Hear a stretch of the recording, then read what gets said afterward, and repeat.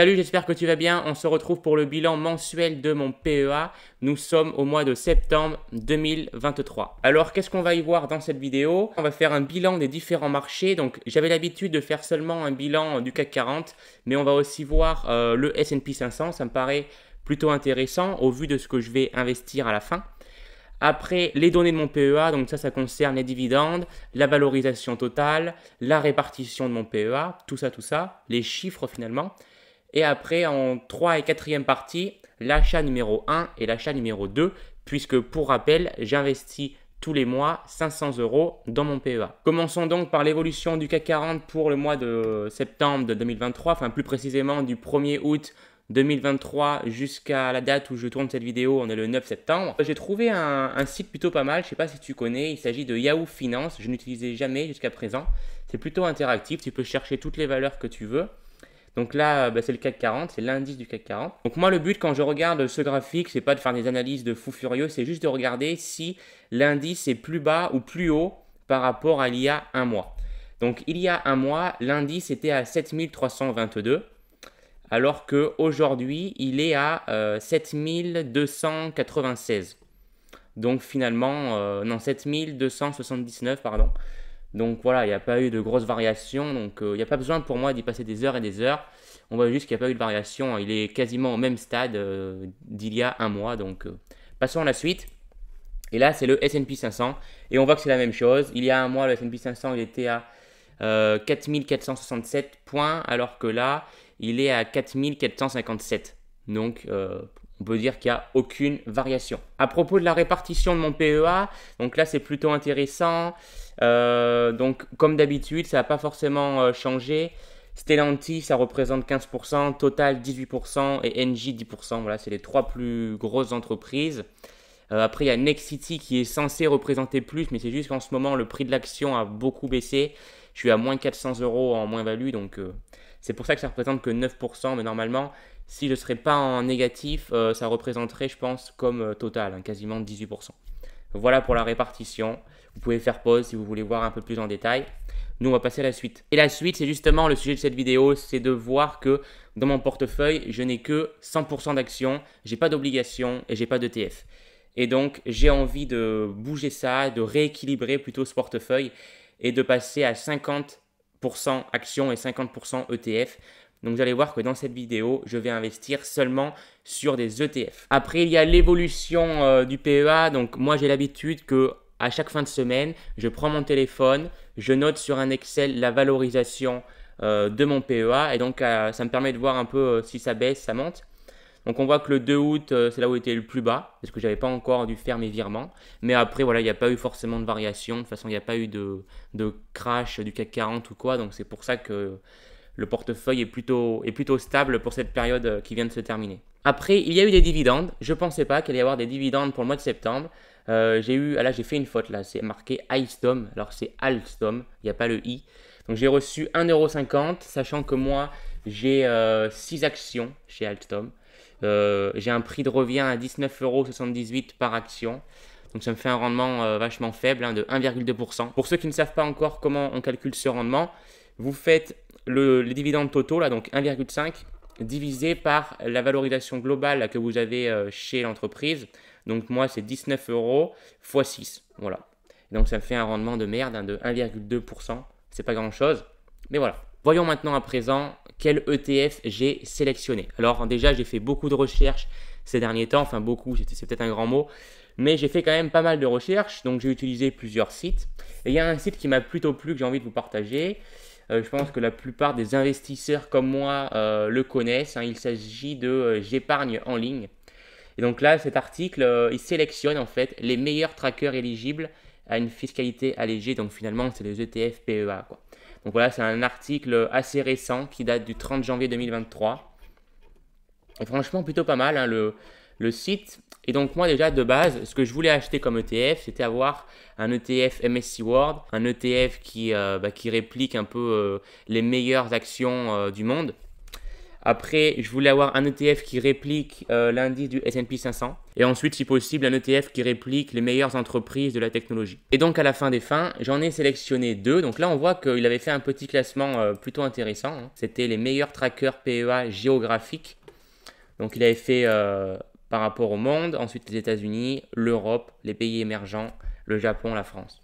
Donc moi, du coup, j'ai déjà dû faire un choix avec ces deux-là. Franchement, le choix était pas si simple que ça à faire parce qu'il n'y a pas une grande différence. Donc j'ai juste fait par rapport aux frais. Et donc ça m'amène à sélectionner celui de Amundi MSCI World. Et donc si on va sur le site Amundi qui est plutôt bien fait, j'adore le site Amundi, on voit que la valeur d'une part de cet ETF s'élève à 430 euros. Une performance depuis le début de l'année de 14%. Donc c'est-à-dire que si vous avez investi 100 euros, vous avez gagné 14 euros. Des frais de gestion de 0,38%, c'est ce qu'on vient de voir. Donc ça, c'est le code ISIN. Et après, la politique de distribution, c'est plutôt intéressant à savoir, si vous ne le savez pas. Il y a deux types d'ETF finalement. Il y a les capitalisants, c'est-à-dire que l'entreprise qui a cet ETF-là, une fois qu'elle va recevoir les dividendes de toutes les entreprises, elle va les réinvestir dans cet ETF. Alors qu'il peut avoir aussi un ETF distribuant. Et là, par contre, l'entreprise qui a cet ETF, une fois qu'elle va recevoir les dividendes, elle ne va pas les réinvestir dans cet ETF, mais va les donner, va les distribuer à ses actionnaires. Et donc moi, je trouve beaucoup plus intéressant de prendre un capitalisant, puisque c'est l'entreprise qui gère l'ETF qui elle-même réinvestit les dividendes. Donc moi, j'ai encore moins de travail à faire. Et en plus de ça, sur le long terme, il y a des meilleurs rendements que de chaque fois.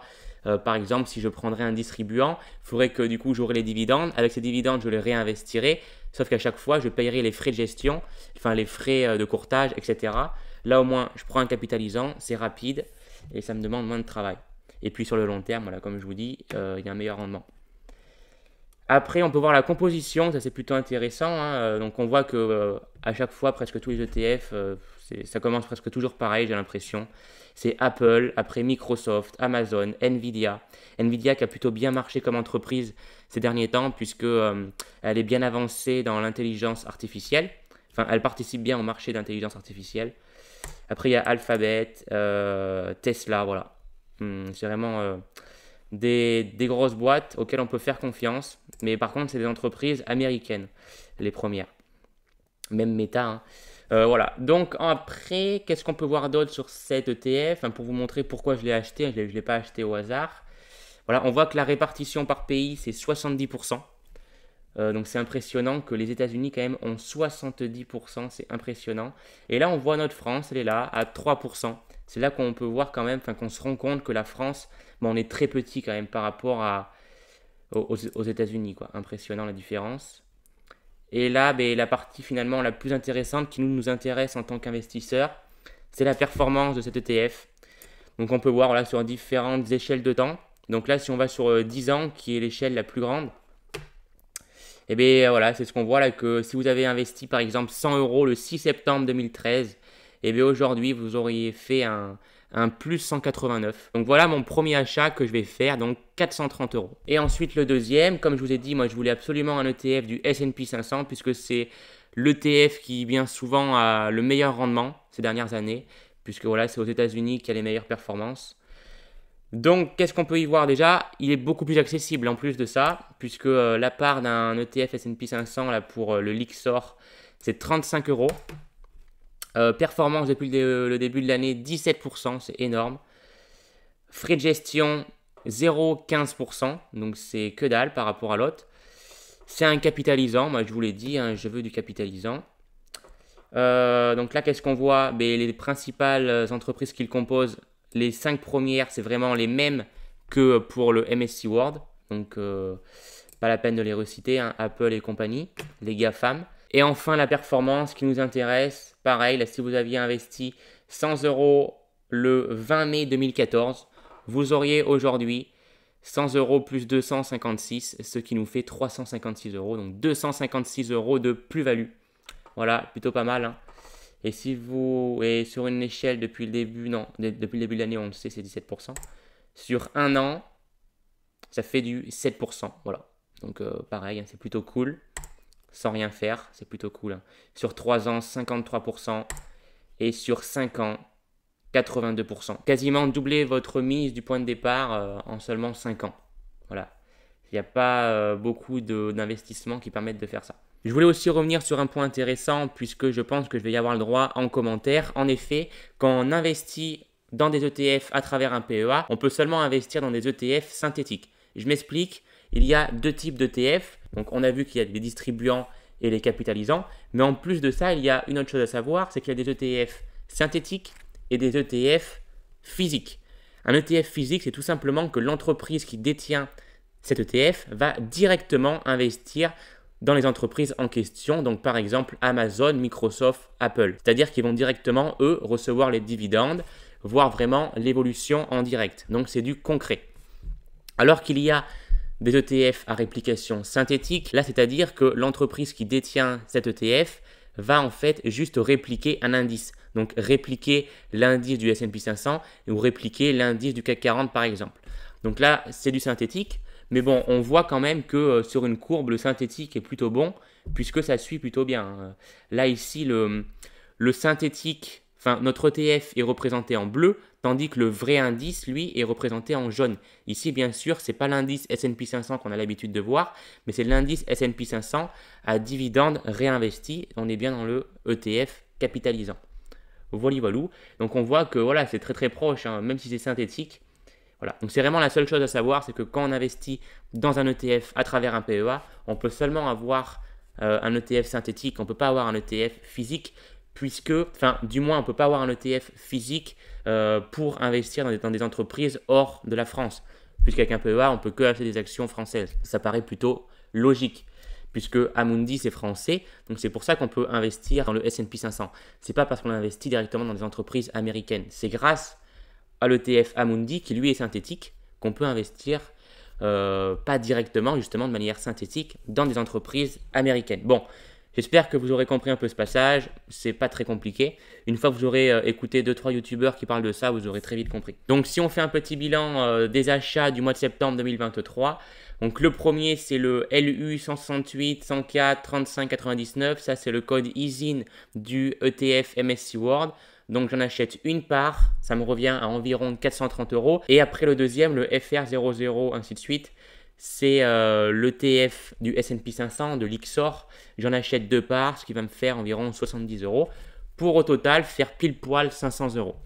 Alors je tiens à préciser que je ne vais pas acheter tout de suite ces parts puisque je vais attendre d'être chez mon prochain courtier Bourse Direct. D'ailleurs, si vous n'avez pas vu ma vidéo concernant le transfert de mon compte, je vous la mets ici. En effet, je vais passer de Société Générale à Bourse Direct. Et j'ai pas envie d'acheter des ordres en plein transfert pour pas que ça mette le bazar. Donc je vais attendre d'être chez Bourse Direct et après je pourrai acheter tranquillement. Voilà, c'est fini pour le bilan du mois de septembre. J'espère que ça t'aura plu. J'ai enfin acheté mes premiers ETF. Dites-moi dans les commentaires si vous avez déjà ces ETF dans votre portefeuille et si vous en êtes plutôt satisfait, ça m'intéresse puisque moi voilà, je suis débutant, je le répéterai toujours, je suis là pour apprendre et je suis là aussi pour partager mon aventure à ceux qui veulent débuter. Donc je suis preneur de tout commentaire. Allez, c'était Dimitri, ciao.